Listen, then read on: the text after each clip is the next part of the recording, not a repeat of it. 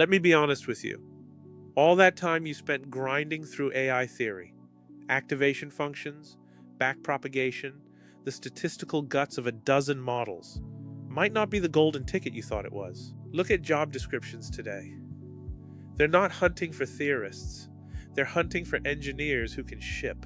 The market hasn't stopped valuing theory, but for most engineering roles, the question has shifted from can you explain a model to can you build something that actually solves a problem? So today, we're setting theory aside and building a production-ready AI application, a system that can reason over custom documents. This is one of the most valuable patterns in applied AI right now, and by the end, you'll have a blueprint you can reuse for every AI project going forward. We're building a RAG system, Retrieval-Augmented Generation.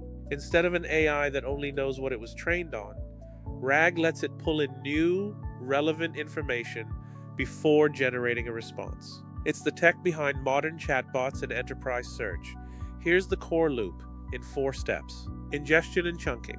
We load in external documents, PDFs, text files, and break them into smaller, meaningful pieces. You can't just cram 100 pages into an LLM, so getting the chunking strategy right is key to finding precise information without losing context. Embedding. Each chunk gets turned into a list of numbers, an embedding, that captures its semantic meaning. Indexing. Those embeddings go into a vector database, like Chroma, making the whole knowledge base searchable in a flash. When someone asks a question, we embed their query, search the database for the most similar chunks, and bundle those chunks with the original question into a prompt. The LLM uses that fresh context to generate an accurate, grounded answer. That's it. That's the heart of RAG, and it's one of the most common, valuable patterns in applied AI today. If you're finding this useful, subscribe.